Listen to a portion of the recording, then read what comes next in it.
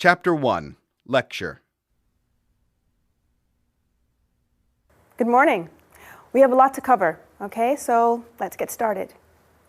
Today we're going to continue talking about marketing research, and we're going to be focusing on a trend called neuromarketing. Now first, I'm going to talk a little bit about why it developed. Then I'll explain how neuromarketing works, and we'll look at a couple of examples of how it's been used so far to illustrate it. And then finally, I'll cover some future possibilities and concerns some people might have about how this new type of research works. Okay? Let's get started. Okay, first, why it developed. Now, advertisers have understood for a long time that buying decisions are not always rational, that emotional factors, irrational reasons, can be much stronger than the logical reasons, like price, quality, performance, taste. You get the picture? Now, the main motivations for many purchases are unconscious. They're under the surface, so people don't realize them. So this means that focus groups and surveys can be useful, but their effectiveness is limited. And that's because most people are not fully conscious of how they differentiate between products. So in other words, people don't always know the reasons they choose to buy one product over another. So here's how neuromarketing comes in. Researchers wanted to find other ways, other methods, besides surveys and focus groups, to do marketing research. So they wanted to find a more scientific method to understand the target market. In fact, they'd like to understand the target market better than it understands itself. Now that's why neuromarketing developed. So now let's move on to how neuromarketing works. Neuromarketing researchers use machines designed for medical purposes, specifically magnetic resonance imaging, otherwise known as MRI.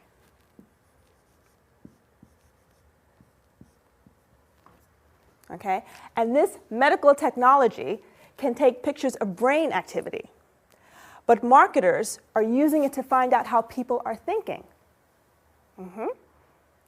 How they process information about products, brands, and of course, advertising. So here's how it works.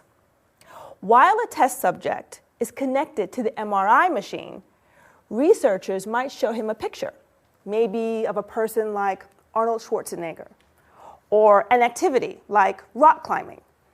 Or they might show him a new TV commercial they've created. At the same time, the researchers are looking at a picture of the person's brain, at the activity going on inside the brain as the person looks at the image. They look at which parts of the brain are being used and the patterns of activity between areas of the brain. Okay? You see, where in the brain something is processed suggests to the marketers how people are processing it, okay, or thinking about it. And this is because the brain uses different areas to do different things. And researchers now know a lot about where different functions of the brain are located. So, do you understand? Different areas of activity in the brain can suggest to researchers if a person is responding positively or negatively to something, and how strongly. Interesting, huh? Now, let me give you a couple of examples that illustrate how it works. A 2004 study at Baylor College of Medicine tested people's responses to the taste of two different colas.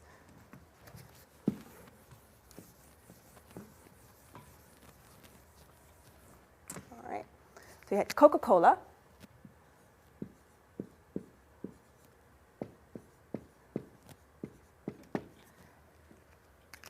and Pepsi. And they found that during the blind tastings,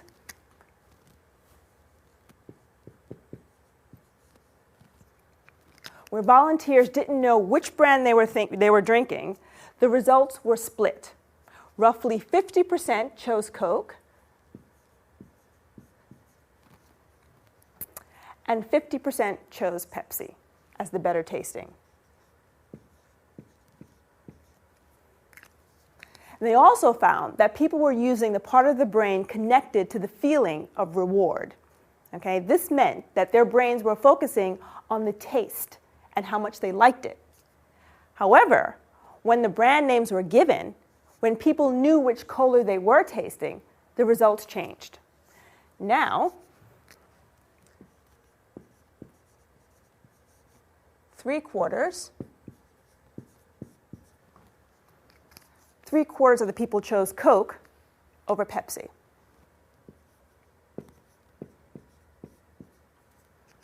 So only a quarter, or 25%, chose Pepsi.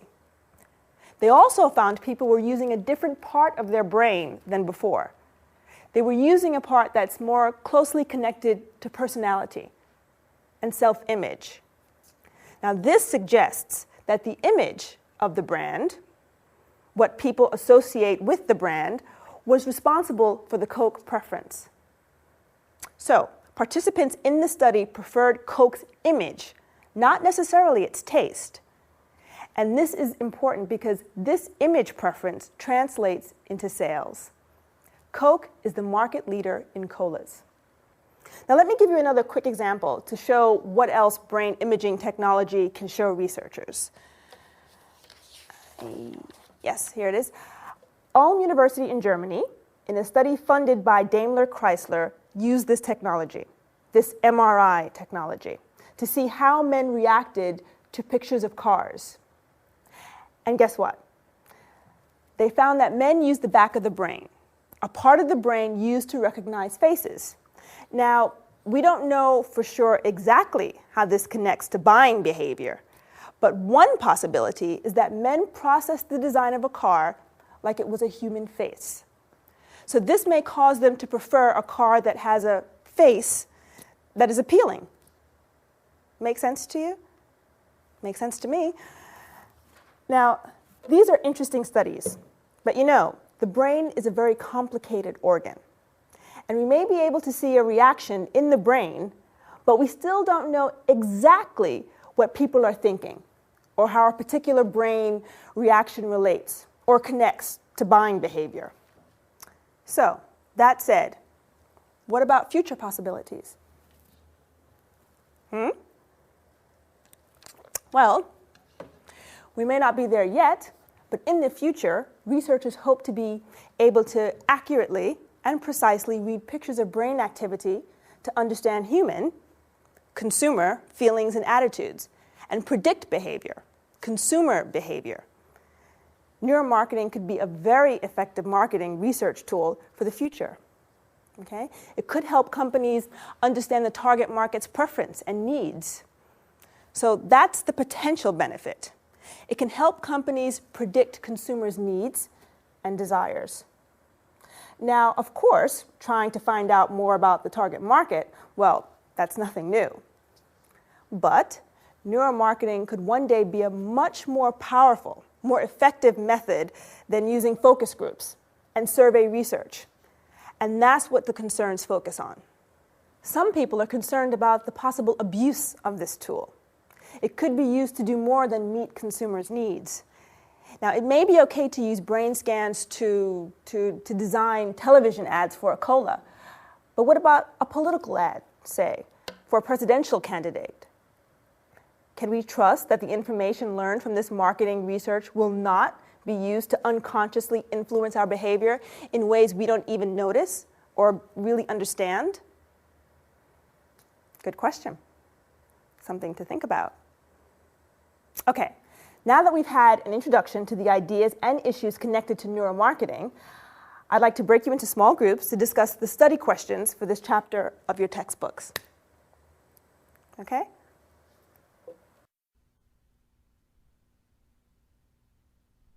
Chapter 3, Lecture. Hi, good morning. Good to see you're all here so bright and early. I think you'll enjoy today's lecture because it's on a topic most of you know about and are a part of. It's new trends in children's media use. And why is it an important topic to discuss, you may be asking yourself? Well, let's start by thinking about your day so far. What media have you used? How many different types of media have you used since waking up and coming to this class? Did you check your email? Did you turn on the television as you were getting dressed or eating breakfast? As you were traveling here, did you have some kind of music playing in your car? Or did you use your iPod on the bus? Did you read a newspaper? How many different types of media have you used already today? Okay, so now let's think. How is your experience different from, say, 50 years ago? What are some of the key changes? Well, in the middle of the 20th century, people in the US had only TV, radio, records, movies, and print media. Today, early in the 21st century, we have many more options. Let's see, there's both the larger variety of technology available. That is, the number of different devices and types we use is greater. We have VCRs, DVRs, CDs, DVDs, computers, and we also have online activities now. Email, gaming, music streaming, just to name a few. And it is also constantly changing, and the rate of the change is getting faster. Okay, and technology is getting cheaper too. It's less expensive now, so more people can own it. It's also getting more portable. Okay, so you can carry it around and have access to it, use it in more places. And lastly, with the internet and cable satellite technology, people now have more sources. Okay? More places you can get entertainment and information from. Overall, media use is just getting more convenient. Just look at that list. It's amazing, isn't it? How our lives are becoming increasingly full of media. That means that today's children are growing up in an increasingly media-rich environment. So, today we're going to look at some new trends in media use and talk about some of the more surprising results of this. Let's start by looking at the overall amount of media exposure and use today. Now, a 2004 study by the Kaiser Family Foundation found that on average, a child, kids between the ages of 8 and 18, spend nearly 6.5 hours a day outside of school doing media-related activities, using media. Think about that. That's more than most adults spend in a full-time job. But what's more interesting is that children have exposure to 8.5 hours of media per day. Okay, I can see the wheels turning. You're thinking, wait, how can they have 8.5 hours of exposure if they only spend 6.5 hours a day with media? Well, what we can conclude from these numbers is that children are using several types of media concurrently. They're using different types of media at the same time. This is one of the new trends in media use, multitasking. So, for example, while they're listening to music, they may also be playing a video game or reading, or they may be surfing the internet and watching television at the same time. So we can infer that today's youth are becoming more skilled at paying attention to more than one thing at a time, okay? At doing more than one task at a time. Or is the opposite true? Maybe all this media is just making it harder for them to focus on one thing. They get bored more easily if there isn't a lot of stimulation from different sources. The truth is, we're not sure. We're not sure exactly what the positive and negative impacts will be at this point. What's interesting is that even though children are using many more types of media, they're spending about the same amount of time with media as children did 5 years ago. This means that children can't really fit any more media time into their average day. They've hit a media time ceiling. But they can use media more intensively by increasing their multitasking. Now, as it turns out, that's exactly what they're doing. For example, one recent study suggests that 26% of media time is spent using 2 or more types of media concurrently, on multitasking. Another interesting trend is the number of children who have access to media in their bedrooms. Okay, so let me back this up with some findings.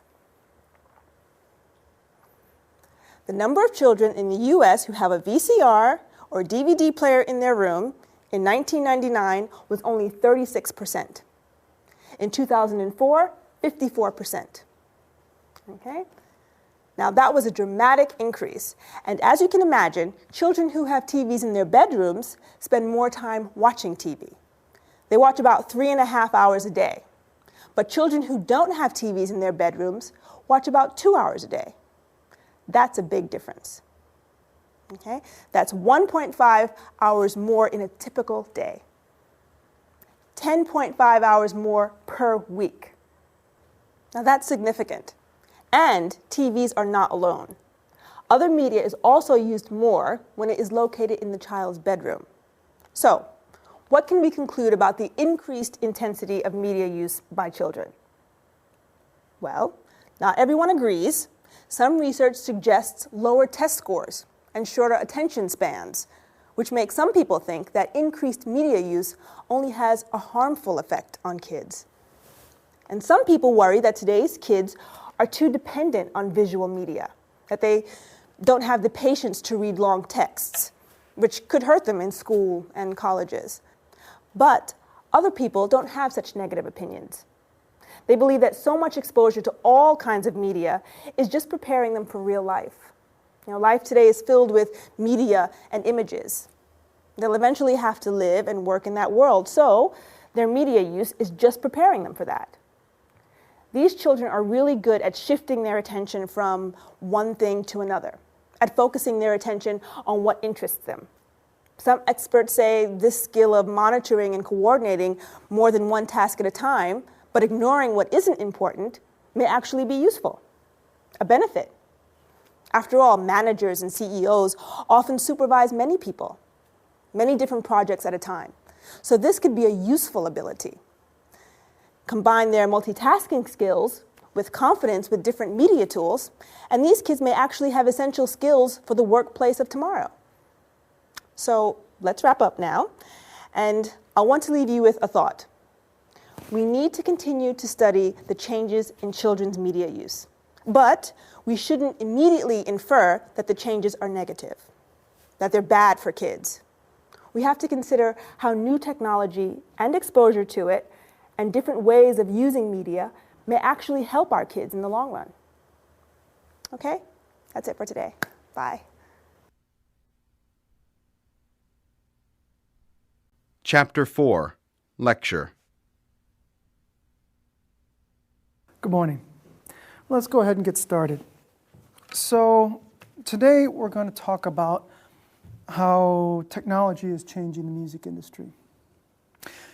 We're going to talk about how the ways in which music is recorded, promoted, and distributed have really changed. Then I'd like to talk about some of the legal issues, copyright issues that come with some of these changes. And these raise questions about how to deal with those issues, whether you can really protect against copyright infringement, and how much effort you should put into protecting copyright, okay? So that's what we'll cover today. First, I'd like to point out that the overall major change has been in the democratization of all the aspects of the music industry. What I mean is, any member of the general public with a relatively new computer, common software, and high-speed access to the internet has the tools needed to create, distribute, and promote music. So let's start by taking a look at the making of music. Now, many of the computers nowadays come with the tools of a professional recording studio. And the musicians themselves can learn how to use these user-friendly programs and make their own high-quality, really innovative sound recordings. A musician no longer needs a recording contract, money from a recording company to make high-quality recordings. In fact, you don't even need to be a musician to make music. And as you can imagine, this results in quite a few more recording artists out there now. Now, you're probably thinking that with so much music out there, does it make it harder to promote your work so people know about it? Well, not really, because music promotion has been democratized too. On the internet, anyone can be a critic. People post reviews on lots of different music sites such as Amazon.com, Rhapsody.com, and there are also thousands of weblogs, blogs, where people give their opinions on music and where musicians can talk about their music. Many people even create their own audio blogs, radio shows you can download for free. So really, now anyone can be a DJ. These tools for promotion used to belong only to the big music industry companies. But now, they've gone from being in the hands of a few to being in the hands of the many. So, we've talked about how making music and promoting music has been democratized. Now let's look at distribution. Now you probably know that this is the area that has raised a lot of controversy in the past few years. How people get and share music. We all know that digital downloads of MP3 files are now, really becoming one of the most popular ways to get new music for personal use. There are many sites where you can buy single songs or whole albums. Do they still call them that? Maybe I should say collections. I don't know, anyhow. Most people who are downloading music do it by file sharing. File sharing, a peer-to-peer network, sometimes called a P2P network. Now, this is a type of internet network that lets its users connect and access files on each other's computers. In other words, sharing music with your friends and families is something that has been going on a long time. But now, you can share your music with people all over the world. You don't need to know them. And this is why it's caused so much controversy. There are legal gray areas about all this file sharing, but most of it is illegal. It violates copyright. Copyright, the U.S. laws and international agreements on ownership and rights to distribute. In this case, intellectual property in the digital environment. So the bottom line here is the same tools that make music easier to record, promote, and distribute also make it easier to steal. But who is breaking the law? Who should be punished or restricted? Should the makers of file sharing software or file sharing websites be punished? After all, peer-to-peer networks can be used in legal ways. So that means restricting the use of these networks could make legal distribution of information and music much more difficult. But really, let's be realistic.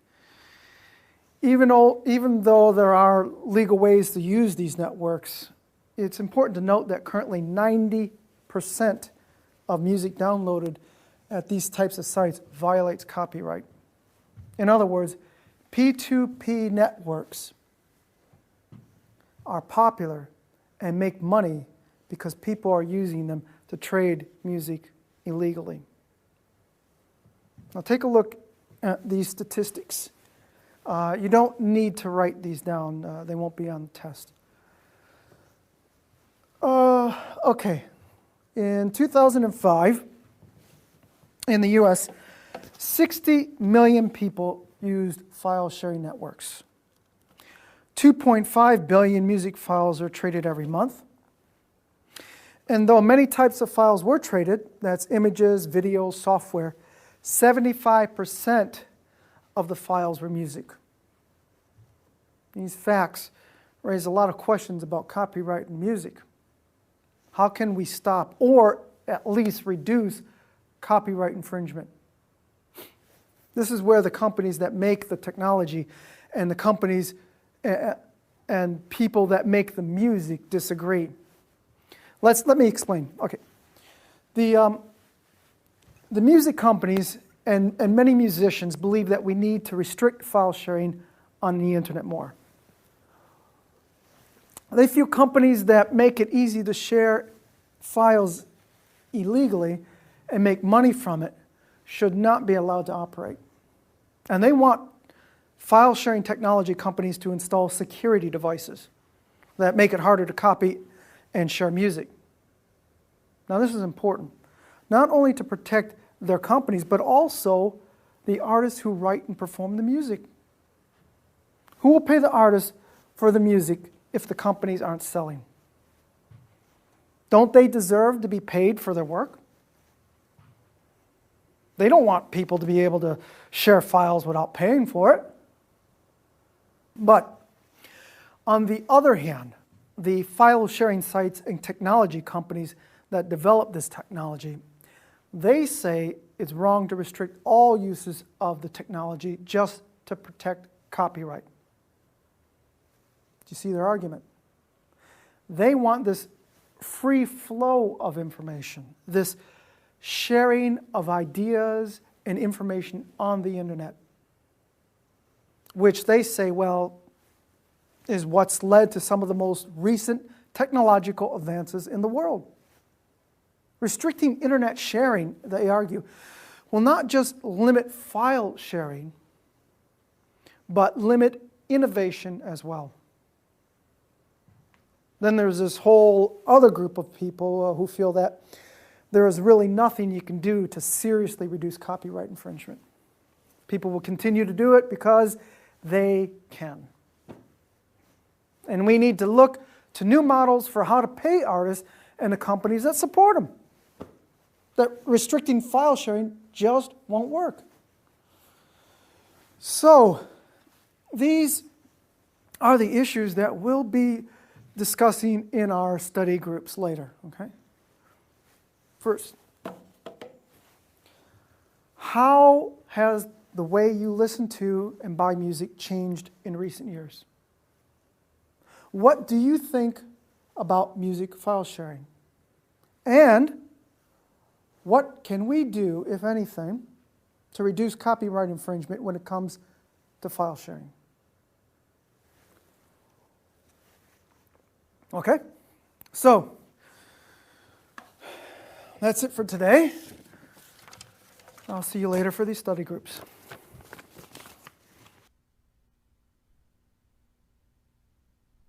Chapter 5, Lecture. Okay, everyone, let's get started. Today we're going to discuss the placebo effect. First, I'll explain what the placebo effect is and how placebos have been used. Then I'll discuss some possible causes for this effect. Finally, we'll look at some studies of the placebo effect and some questions that they've raised about the use of placebos in testing and treatment of illnesses. So, what is a placebo? Well, basically, a placebo is a fake medical treatment. Fake, not real. When most people think of placebos, they think of sugar pills. Pills that don't contain any actual active ingredients, just sugar or some harmless substance. Does everyone get that? Okay. But a placebo doesn't have to be a pill. It can also be medical therapy or even surgery. The main thing is that a placebo is always a sham treatment. What I mean is a treatment that does not actively treat a patient's illness. Let me write that for you.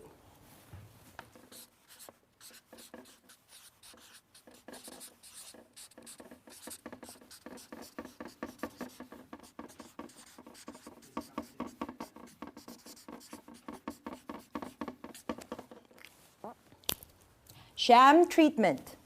Okay, no actual medical benefit to it. Understand? Okay, now the placebo effect is the often positive response that patients receive from a placebo. In other words, it's an improvement in a person's health that is due to taking a placebo, not due to any real treatment.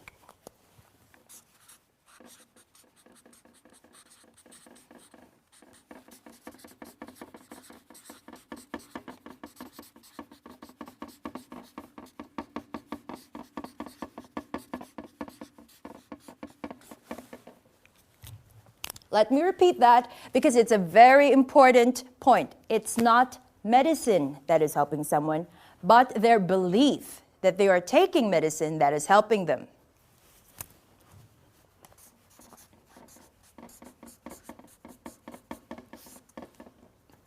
And this is a real phenomenon.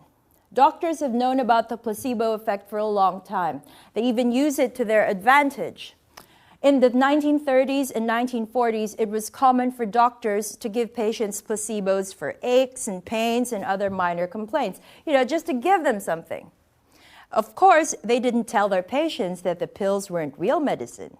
But the surprising part is that patients would often claim to feel better, even though they hadn't taken any active drug. Just the act of taking the pill often seemed to have a positive effect. Now, doctors don't do that anymore, of course, but let's talk now about how placebos are currently being used. Now, have you heard the term clinical trial?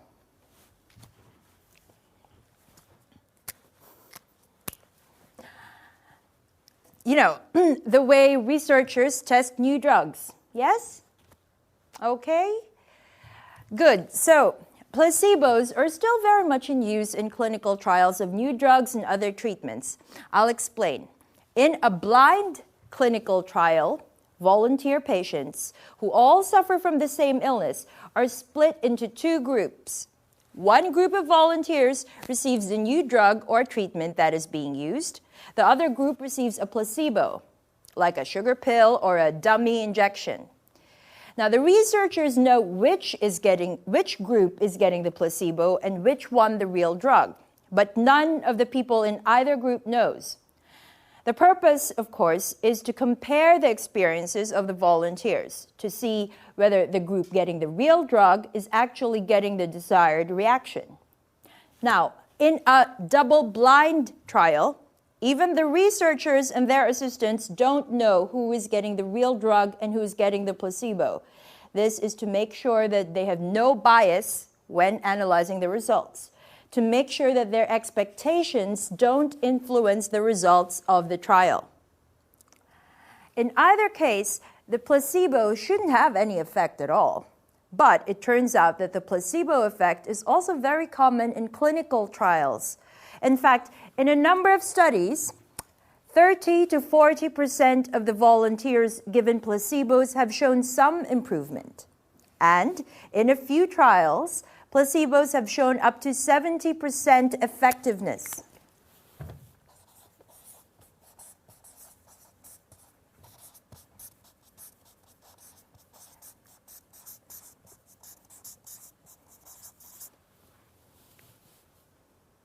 So, why does a placebo work at all? What might be causing this phenomenon? Well, no one knows for sure, but there are a few explanations. Some believe that at least part of the placebo effect is due to an illness or an injury taking its natural course. Yeah, we often will feel better if we do nothing to treat an illness or injury. It might just be that, that the placebo was given during a natural improvement in the health problem.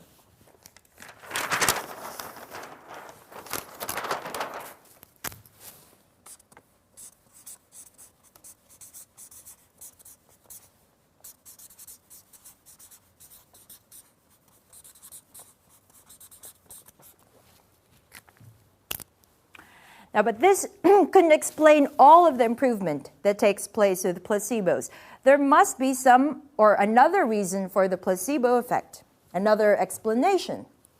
One theory is that the placebo effect is purely psychological. It's all in the patient's mind. If patients expect to improve, they improve. They expect that the treatment will help them, and hey, look at that, it does.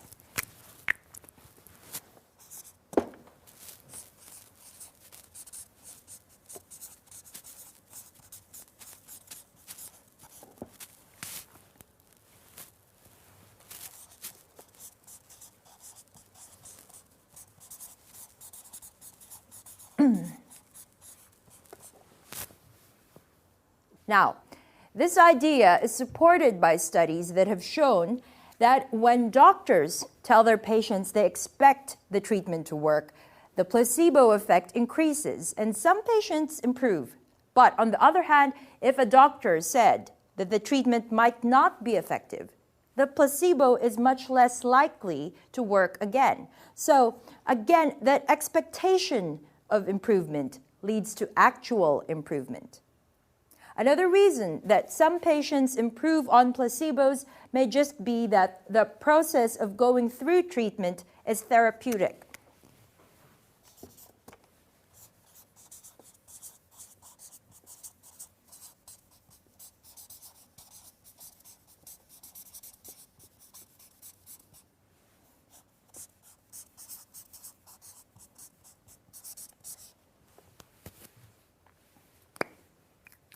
You know, that seeing a doctor who seems professional and caring and attentive, you know, just being treated may make a patient feel encouraged and hopeful, which makes them feel better.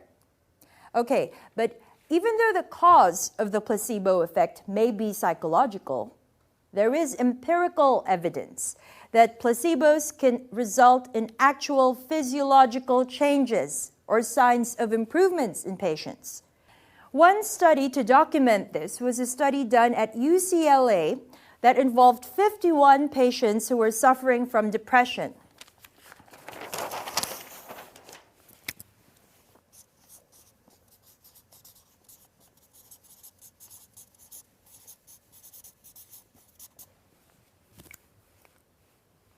One group was given a placebo, the other group was given an actual antidepressant drug. Well, researchers weren't surprised to find that 52% of the patients taking the antidepressant drug began to feel better, and 38% of the patients taking the placebo also began to feel better.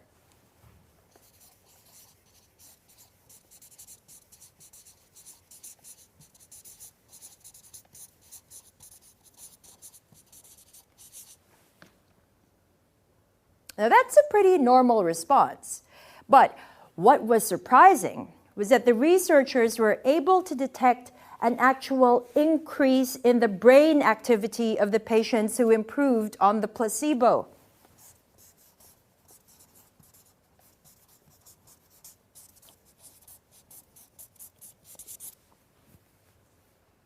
Which meant that their depression had actually improved. These results have been repeated in studies treating a variety of illnesses, including heart disease and even the common cold. So, this points to a chemical change in the brain associated with the placebo effect, associated with the belief that you're getting real medical treatment. So, why is this significant? Why does it matter? How can we use this knowledge to actually help people? Well, some researchers suggest that since placebos do no harm and may actually help patients, doctors should be able to prescribe them. They should be able to give them a try and see whether a patient responds to them. But most doctors don't want to do this. They feel that prescribing placebos is dishonest. But this is a real debate in the medical community. I'm curious to see what you think of this. So let's go ahead and break into discussion groups now. I'll hand out some questions to get you started.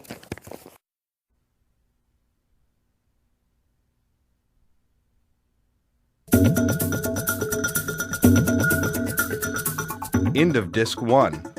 The program continues on Disc 2.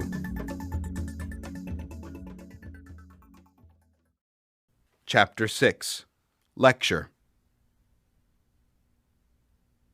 Hello, everybody. Good morning. Are we ready to get started? Okay. Today, I'd like to talk about artificial intelligence, or AI. First, I'd like to begin by defining AI and looking at some of the different approaches to AI.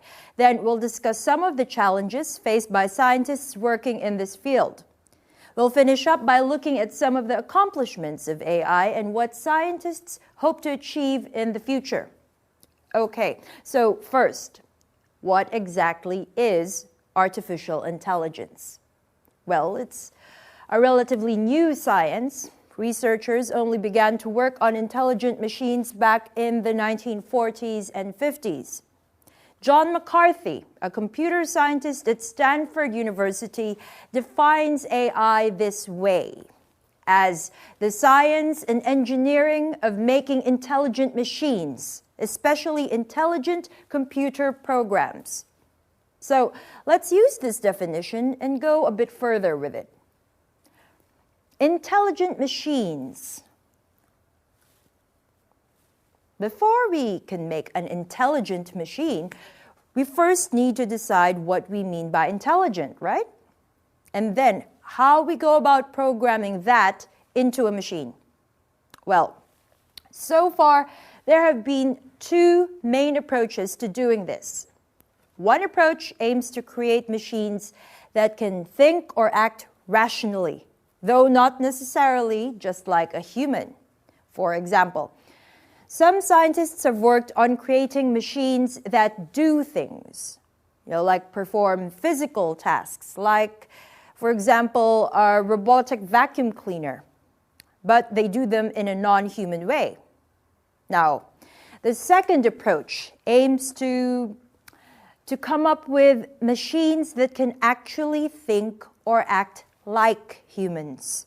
They actually simulate human thinking or do things that require human-like intelligence, such as carrying on conversations, just like a real person would.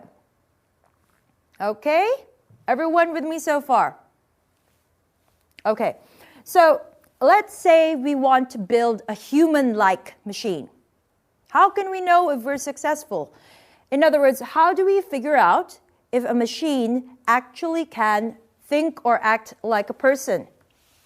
Well, in 1950, a scientist named Alan Turing developed a test to answer this question. The Turing test is still used today to measure whether a machine has human-like intelligence. Okay, there, in this diagram, you see a human judge who sits in a room with a computer.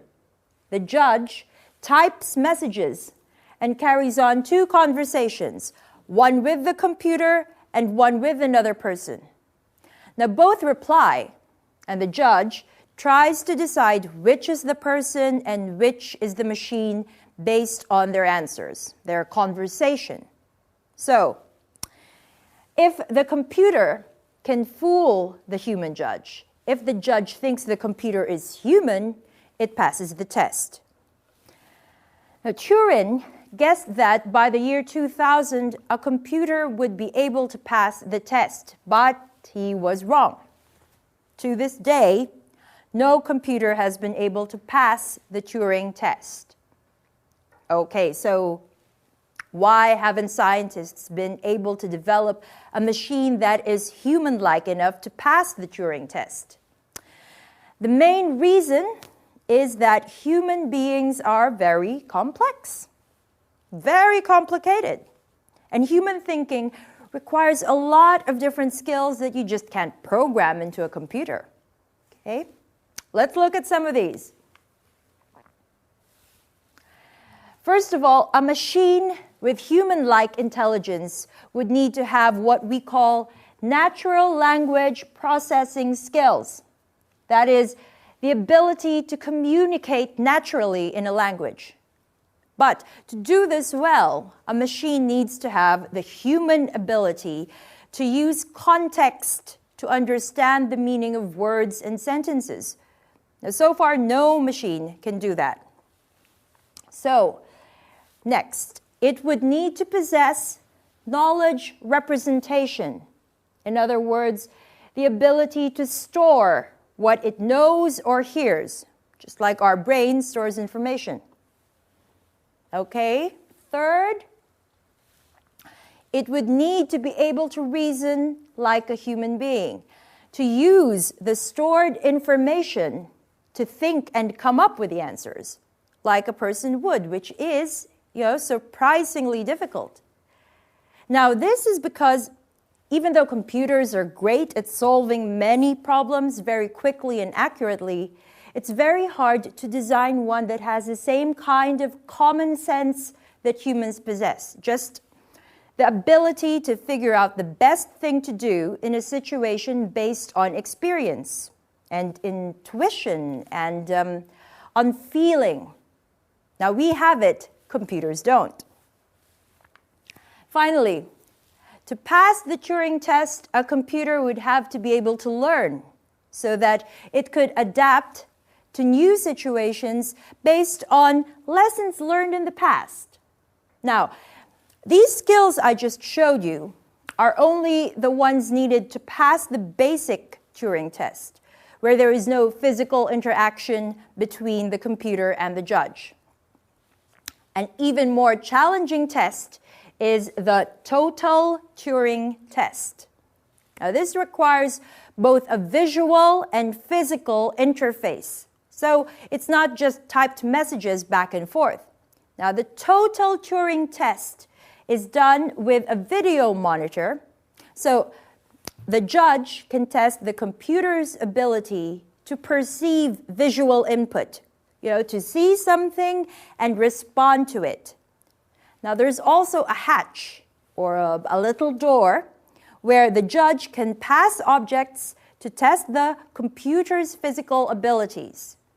So, to pass this test, a computer would have to possess vision, and it would have to be robotic so that it could handle objects and move around, which is much more difficult.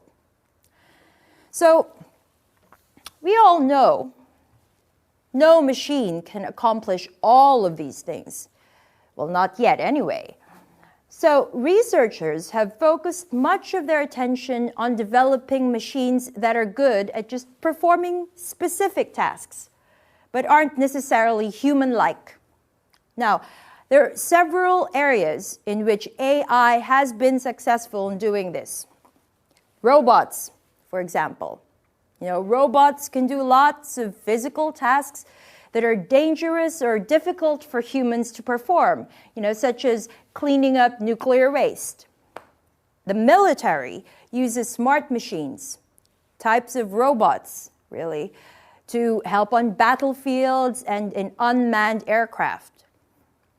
What's really exciting is that robots are now being used in hospitals, like in places where there isn't a human doctor, like in an area that's difficult to reach, far away from a city, Now, I have a picture here I found that I thought you'd like to see. Yes, here's an example of a robo-doc. See him talking to the patient. Now, some robots even perform surgical procedures now. What are some other applications of AI today? Well, in addition to robotics, AI can play games, like programs that can play chess.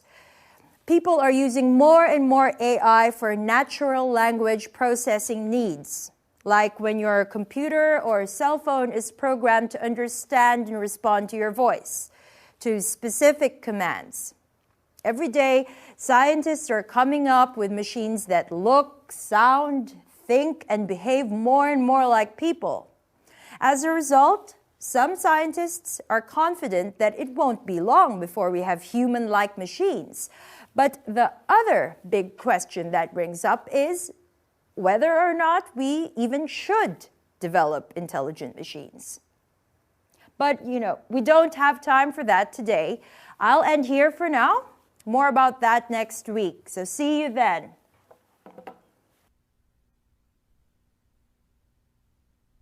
Chapter 7, Lecture. Good morning, everyone. It's good to see you. Okay, let's begin. Today we're going to talk about siblings and how siblings can differ from one another.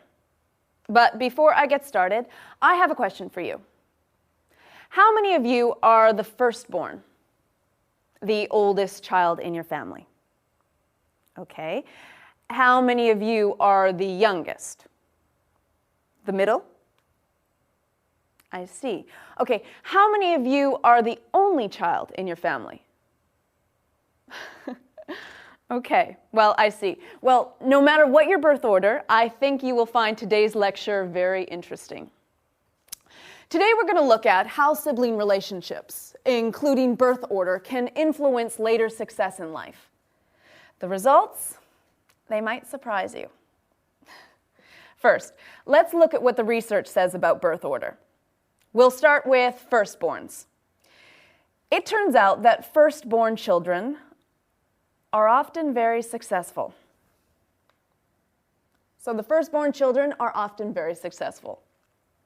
Let's look at some of the statistics.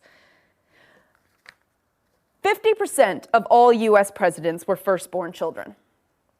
45% of all the female world leaders between 1960 and 1999 were also firstborn. And 21 of the first 23 astronauts were firstborn. Impressive, isn't it? It gets better. Other research indicates that in general, when compared to their younger siblings, the oldest children in the family are more educated, are smarter, and they earn more money. They have larger incomes. So the firstborn have more education, they're smarter, and more income. A recent study looked at a group of people born between 1912 and 1975. The researchers found that regardless of family size, oldest children tend to be more successful. Similarly, only children also tend to be very successful. In contrast, younger siblings in a family tend to get less education. For example, fourth-born children are likely to get about 1 year less education than their eldest sibling. So the youngest gets less education. And it turns out that middle-born kids, those born between other siblings, they may have the biggest disadvantage, especially in large families. Studies of families in the US have found that compared to first or last-born children, middle children are least likely to receive financial support for their education, and they are least likely to do as well in school. So the middle child gets the least education. In fact, with the birth of a third child, so when the parents have a third child, the middle child's chances of failing in school increases 7 times. As a result, middle siblings tend to suffer financially later in life. They earn less pay and are more likely to work part-time jobs. So the middle child makes less pay. These are some dramatic differences, aren't they? So what accounts for these disparities between siblings? Let's look at some possible reasons. First of all, firstborns typically weigh more at birth than their younger siblings. So the firstborns are heavier at birth. A higher birth weight is a good predictor for educational success. So higher birth weight means that the mother was eating well during pregnancy. you understand what I mean. Another possible reason for the firstborn advantage is that the oldest and only children spend more time alone with their parents, time when their parents don't have to care for other children. So the firstborn and only child spend more time with their parents.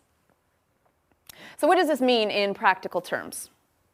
Firstborn and only children, they get more attention, more mental stimulation, and more constructive feedback from their parents. They spend more time in an adult environment. So this can help them to not only succeed in school, but also to develop the confidence and the problem-solving skills that will help them to be higher achievers as adults. Parents tend to have higher expectations of their firstborn and only children, and they expect those kids to achieve more. So parents have higher expectations of their firstborn and only children. These expectations might help them to be more mature and to have a greater sense of responsibility. All right, so in contrast to this, middle children grow up in an environment where they are surrounded by other children. They have to compete with other children for their parents' attention and for the family's economic resources all the time, from the very first day. There is simply less adult attention and money to go around for middle children. So the middle child gets less attention and resources. Youngest siblings, on the other hand, especially if they are much younger, often receive more attention and resources than the middles because the older siblings are growing up and they are more independent. They need less of their parents' attention, so the youngest child gets more. So the youngest child receives more attention and the resources later. Now, before you all start cheering or crying, I want to present some other ideas on the topic. Just hang on. Many experts are skeptical about giving birth orders so much credit for the differences between siblings. When it comes to money, for instance, the truth is there are large economic disparities between siblings in the US. In fact, only 25% of the income inequality in the US comes from the economic differences between families. The remaining inequalities, 75%, are due to economic differences between siblings, members of the same family. In other words, it is common for siblings, children raised in the same family, to grow up to be quite different and economically unequal. Birth order may explain some of this disparity, but there are many other factors that can lead to the differences within families and have an effect on development and success. Let's look at some of these. One factor that can have a big effect is gender. A number of studies have looked at this. The difference between how parents treat boys and how they treat girls is significant. Parents tend to allow their sons more independence. They assign them fewer household chores, and they don't criticize them as much as their daughters. Fathers, for example, usually spend more time with their sons and are more involved in their activities and schoolwork than they are with their daughters. This can certainly lead to a differing expectations and levels of success for boys and girls. Don't you think?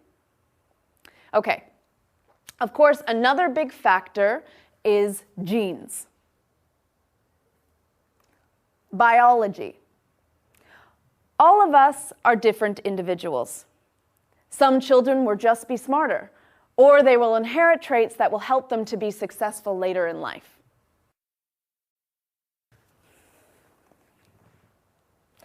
Family size is another one. Family size. Some experts say that family size is even more important than birth order, that disparities are more likely to exist between children in large families. This is especially true in poor families, where resources such as money, space, parental time, and attention are limited. Some children are more likely to go without and are more likely to suffer negative consequences. Okay, finally, Another contributing factor to disparities between siblings is hardship. Hardships, or difficulties that they have no control over. Families can experience lots of unexpected hardships. Divorce, some sort of change in family economics, like a father losing his job, or random events like a death in the family or a fire that destroys the home. These events can affect different siblings in different ways, and they can have a huge effect on the future success of a child. Okay, well, that is a lot of information, so I'll stop for today. I hope those of you who are younger siblings don't feel too discouraged about all of this. And remember, these are only trends, and certainly don't account for the uniqueness of individuals or the unique standards within every family. Next week, we will continue our discussion by looking more closely at factors outside the family that can affect a child's success in life. Okay, I'll see you then. Chapter 8. Lecture. Hi, everybody. Today we're going to discuss intelligence and how our definition of intelligence, the way we look at intelligence, can impact the way students are taught and evaluated in the classroom. So, we talked last time about IQ, or the intelligence quotient, as a measure of intelligence. I want to continue today by talking about one person who disputes the validity of IQ tests, Howard Gardner. Gardner is a developmental psychologist at Harvard University, and he has some interesting ideas.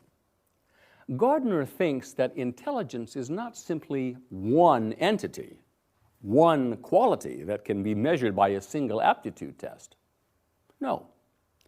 He argues that people have several types of intelligence, or multiple intelligences. And this is our topic today. So we'll first take a brief look at each of these different types of intelligence. Then we'll talk about some of the criticisms of this theory, and finally look at the impact of this theory on the field of education. So, how did Gardner come up with this? Well, he used biological and cultural research to develop a list of 7 different types of intelligence. We'll discuss each one in a moment, but here is the list. Right. Linguistic intelligence, logical mathematical, spatial intelligence, musical intelligence, bodily kinesthetic intelligence, interpersonal intelligence, intrapersonal intelligence. Okay. Now, as I said before, we'll take a brief look at each one. This first one, linguistic intelligence, is the ability to learn languages and the ability to use language effectively to express oneself and to remember things. In Gardner's view, writers, poets, lawyers, people like that, possess a high degree of linguistic intelligence. Okay. This next one, logical mathematical intelligence, is the ability to detect patterns, think logically, analyze and solve mathematical problems. People with this type of intelligence excel in math and science. Okay, so you've seen 2 of the 7. Any questions? No? Okay. So now, these first 2 types of intelligence are the ones that have been traditionally valued in schools. And strength in these areas usually correlates to high scores on IQ tests and other standardized tests. Most tests measure only these 2 things. But Gardner argues that other human capabilities should also be included in a definition of intelligence. And he adds 5 more capabilities to the list. So let's take a look at these other intelligences. The next one, spatial intelligence, involves the ability to recognize and use patterns in space, either in small spaces, such as the visual skill of artists and architects, or large spaces, such as the skill needed by airline pilots. Got it? Okay. Next, we have musical intelligence. Now, this includes the ability to recognize and compose musical pitches, tones, and rhythms. We all know someone who is just naturally musical, right? Maybe someone who can play the piano, even though they can't read the music or never took lessons. You know what I mean. Well, that's a form of intelligence too, according to Gardner. Now, the next one is called bodily kinesthetic intelligence. This isn't a common word, but kinesthesia has to do with the movements of the body. So bodily kinesthetic intelligence refers to the ability of a person to move and coordinate the body or parts of the body. Athletes, dancers, even surgeons who need to have very skilled hands all have highly developed intelligence in this area. Okay? The last two, well, these intelligences are what Gardner refers to as the personal intelligences. There's the interpersonal intelligence, which is social intelligence, and intrapersonal intelligence, which is internal, about yourself. So, interpersonal, that's inter, meaning between, among. Interpersonal.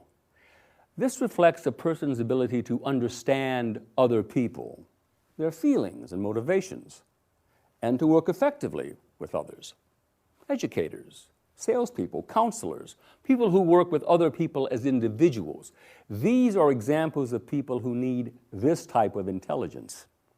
On the other hand, intrapersonal, intra or inward, internal, it's related to self-understanding. It reflects the ability to understand one's own feelings and motivations and control one's own emotions. Okay, so there are the 7 intelligences: linguistic, logical mathematical, spatial, musical, bodily kinesthetic, interpersonal, intrapersonal.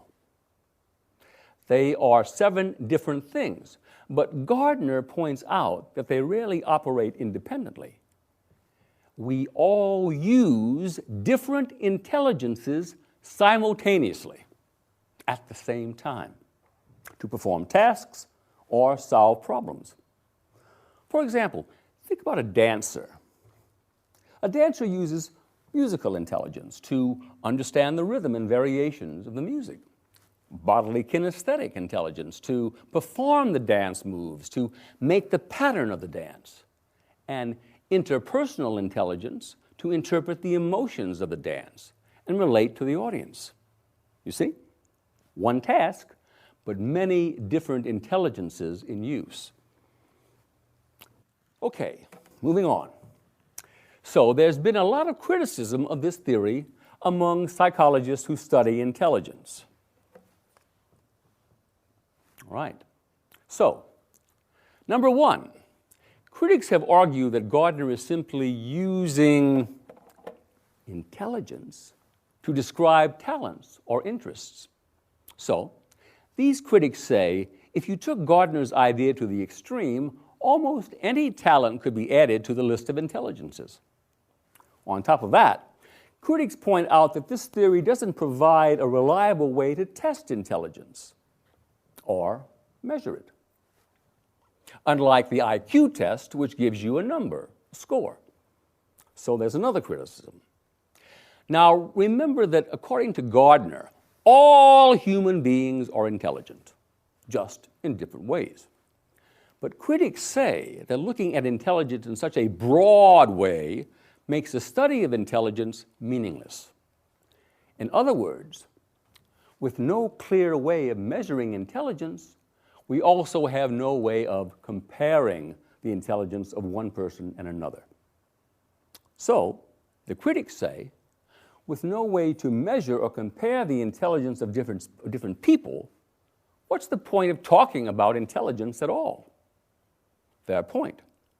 But despite these criticisms, this theory has had a big impact on education, and many educators have found its ideas useful. I'll wrap up by giving you 3 ways that Gardner's ideas have affected teaching.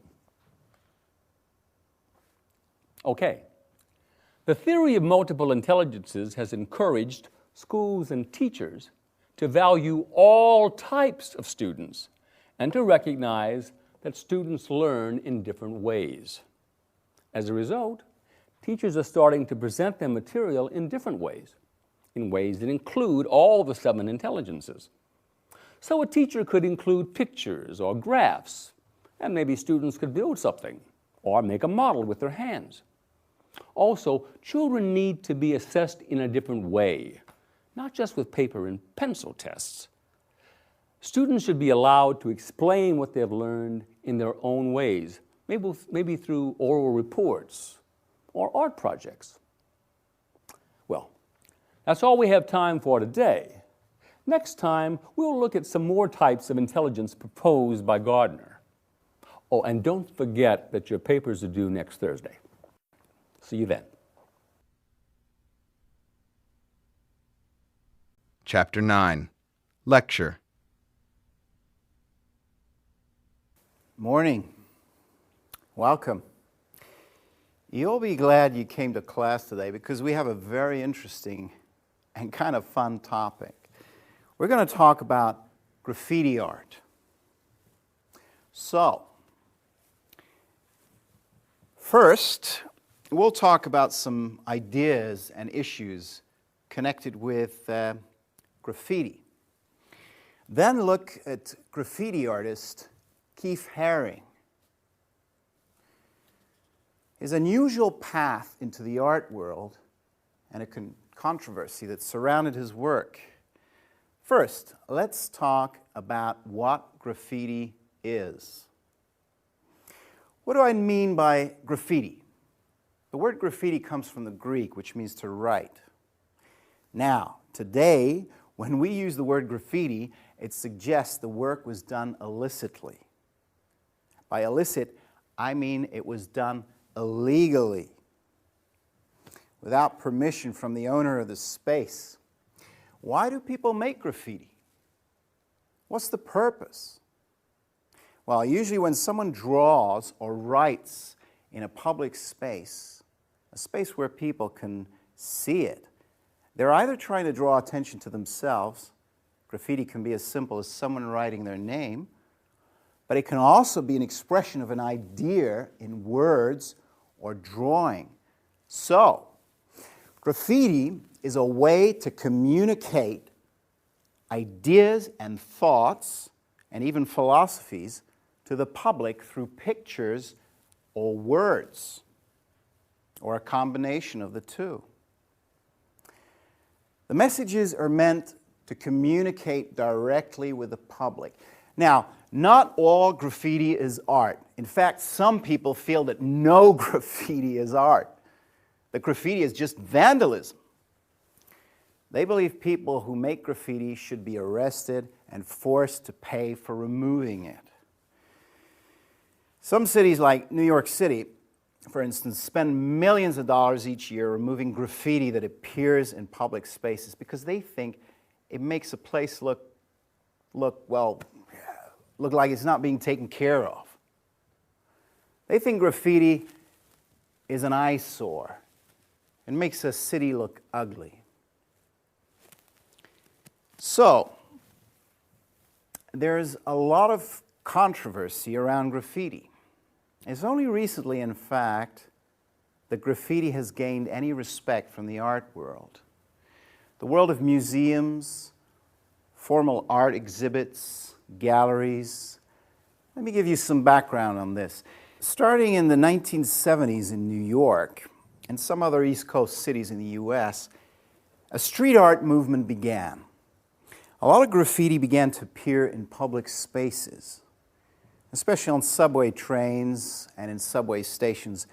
Now, Keith Haring, a young art student, was a big fan of a lot of the graffiti he was seeing around the city.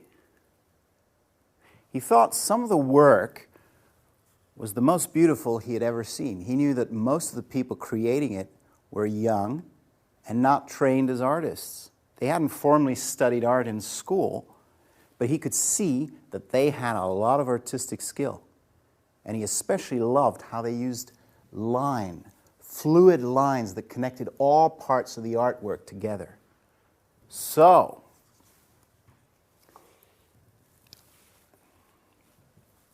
after leaving art school in the early 1980s, Haring started to create his own graffiti in the subway stations of New York City.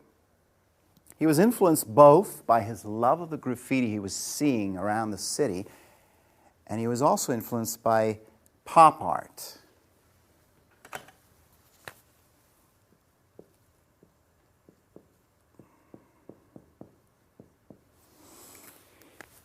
The pop art movement of the 1960s, like those artists, people like Andy Warhol, he wanted to break down the boundaries of the art world, to make art that was seen and understood by more than just artists and art critics and art professors. He wanted his art to directly engage the public. So, Haring started by doing chalk drawings on empty spaces on the walls of subway stations. They were simple line drawings with themes and ideas most people could understand, like birth, death, war, love. He tried to communicate these ideas by using semiotics. Here, I'll write it.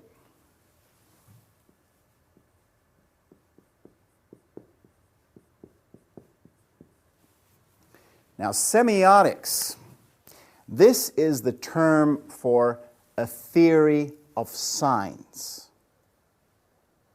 In semiotics, images act like words. And an artist can use specific images to create a kind of visual language. Haring created images with simple, bold lines. Let me show you. Things like barking dogs. You can see some here. And crawling babies, and flying spaceships, pyramids, TVs. All these images and symbols you see here. He used these same symbols over and over, but when they were combined with different symbols in new contexts, they had new meanings. So, in these two drawings, the pyramids are basically the same image, but its relationship with the other images creates a new message. Though his work seems basic and simple, it really is, it's more sophisticated than it appears. It shows a strong understanding of visual communication. His drawings are very effective at communicating universal ideas to people of many different backgrounds. Okay, so Haring was making those chalk drawings like these all around New York and all around the subway stations. Some days he made as many as 30 drawings. New Yorkers would see his work regularly around the city. And they started to talk about it. Who is this making these drawings? What do they want? And the public attention drew the media. And soon the art world also noticed him. Interest in his subway graffiti art led to his first gallery art show, which was in 1982. Here's a photo from that show. Wow. Look at that. You can see it looks a lot like the graffiti he made in the subway. He was really the one who first brought graffiti style into the high art world. So, he soon had international attention, and he used his powerful style to make strong social messages. He dealt with issues like drug abuse, and he supported charities with his work. He also got involved in group art projects, especially with children, and community art projects. But not only did he do work for social causes, for public and community causes, he also started to create art for advertising, and to take some of his images and put them on t-shirts and hats and posters, things like that. Then, in 1986, he opened a store, the Pop Shop, to sell these things. And this is when he really became controversial. A lot of people didn't like him making money off his art. They said he was selling out.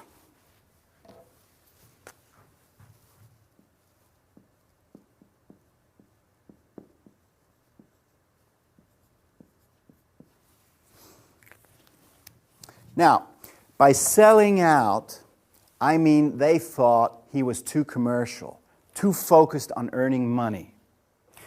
And to some people, that meant that his work wasn't even art anymore. They thought he was just designing products to sell. They felt that the desire to earn money was probably affecting his artistic integrity, his honesty as an artist. But Haring disagreed. He thought that this was just another way of directly engaging the public, of reaching people with his work. He saw it as very similar to creating chalk drawings in the subway. It was just another way of broadening the boundaries of the art world, making the art world larger, of including more people in the experience. Okay. So, that's enough for today. I want you to think about this idea about whether art can be commercial and still have integrity. And we'll talk about it in discussion groups in the next class. Okay, bye for now.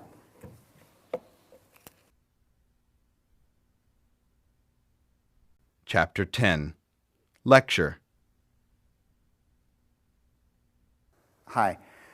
We're a bit behind schedule, so let's just dive right in today. Today, we're going to continue our discussion of the elements of design. We've talked about the use of space and light. And now, today, we're going to be focusing on the use of color. Color is a key part of the success of any project. And it's the most personal and emotional of all the elements. Every person has colors they like and don't like. But research has shown that there are patterns in the way people respond to color. Some of these responses are more physical, so that means more universal. And others are more learned. The research I'm talking about comes from many types of studies. Take, for example, physiological studies. Studies that look at how color affects body temperature, heart rate, brain activity, and emotional states. The Kuhler reading that I assigned you talks about this. In one of the articles, I assigned the use of space, some physiological and philosophical aspects. Kuhler states that the color of an environment can have a big effect on heart rate and emotional feeling. And he presents research to back up those ideas. For example, very bright colors, colors with a lot of intensity, especially red and yellow, tend to excite people more, while white or gray walls seem to cause the opposite reaction. They create a feeling of boredom or depression. According to Kuhler, This is because they aren't stimulating colors for the eye and brain. Okay, now, Kuhler was talking about general human responses, physiological responses that most humans have. Physiological equal universal. There are also learned responses, responses to a color that you were taught by your culture.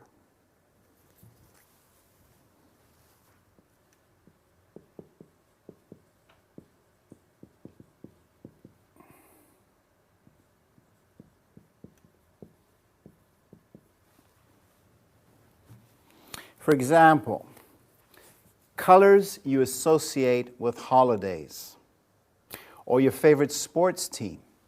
Pink is for girls, blue is for boys, that kind of thing. People from the same culture often respond to colors in the same way.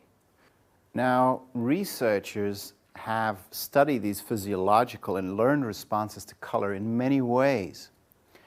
They've studied things like how colors impact businesses like stores and restaurants, in terms of customer buying behavior and service satisfaction. And it turns out that this is very interesting. So, today, we're going to look at the impact of color. Some of the generalizations that we can make based on these studies, so that you can make good choices someday when you're planning different types of interior spaces. Okay, one thing to consider is the lightness or darkness, the value of a color.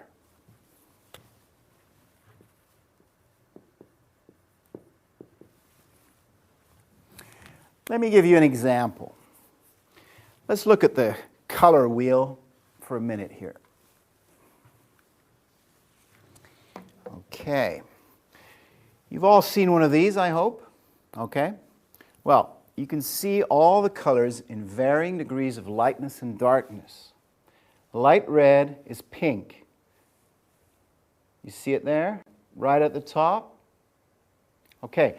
Now, follow that row down toward the center, and you'll see that dark red is the color we call burgundy. Pink and burgundy are part of the same color family, but are different values of red. You'll also notice another thing here. See how the dark colors, like burgundy, seem closer to the eye than lighter colors, like pink? You can use this effect to change the appearance of space in a room or a hallway, for example. When used together, light and dark values, also called high contrast, can create a really dramatic effect. Colors close in value make the environment calmer. I'll show you some examples of this later. Let's move away from color value now and move on to look at the impact of color families. In other words, groups of colors that are near each other on the color wheel. Warm colors, like the red, orange, and yellow you see there in the top right areas. Those are stimulating and dynamic. So they are good for rooms where there will be a lot of activity. Or you want to encourage activity, like a child's playroom, for example.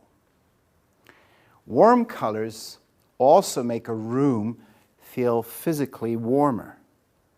In a letter to his brother, Vincent van Gogh said that yellow is wonderful because it stands for the sun.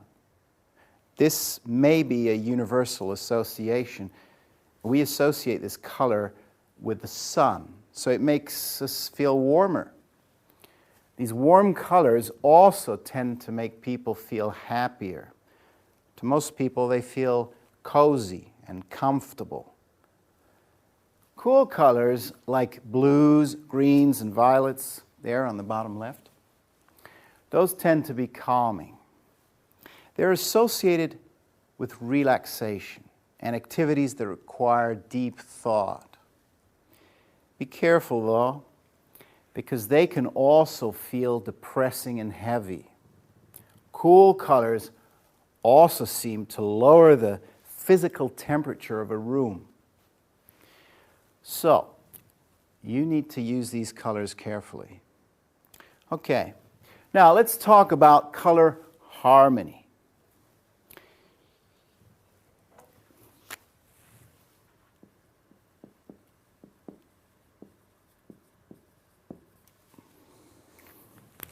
The way colors feel together. Now, color harmony can be difficult because most colors are not pure. They're not exact. Most people won't paint a room pure blue. They may mix blue with black to make navy blue, or they may mix it with purple to get royal blue.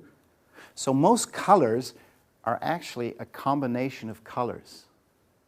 Now, in these mixtures, the dominant color is the main color we identify.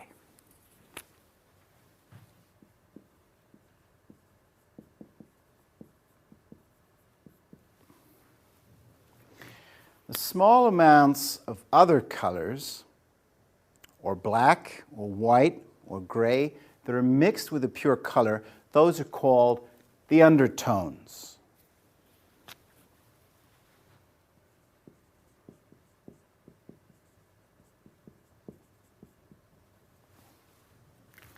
Identifying the nature of the undertones of a color is the first step to creating color harmony. Because generally speaking, different colors with similar undertones tend to harmonize the best. So let me explain. Usually we evaluate the undertones of colors by value, lightness or darkness, or intensity, purity or dullness, or by their warmth or coolness. If these undertones are similar in the different colors of a room, the room is more aesthetically pleasing, more comfortable. If different colors in a space have different undertones, they don't harmonize. They make a person feel uncomfortable. So undertones are very important. But you can decide how harmonious you want a space to be. Let's look at a couple of examples of harmony in action.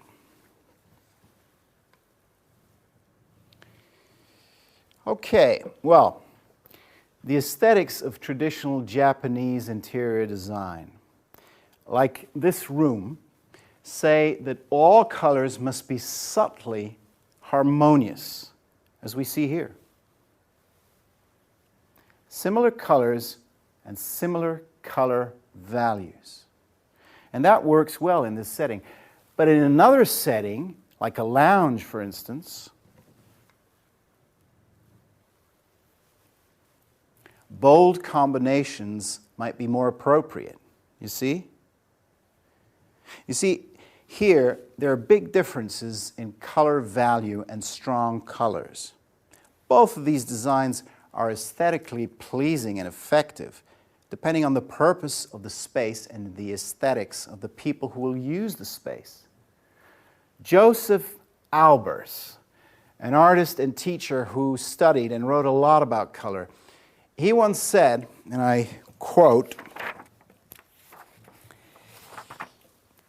"In visual perception, a color is almost never seen as it really is, as it physically is."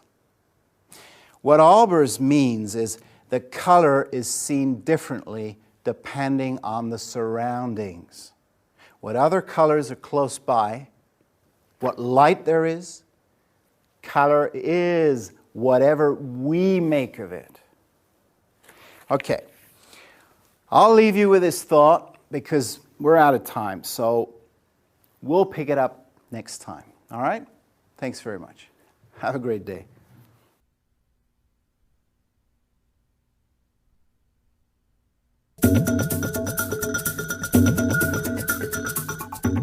End of program.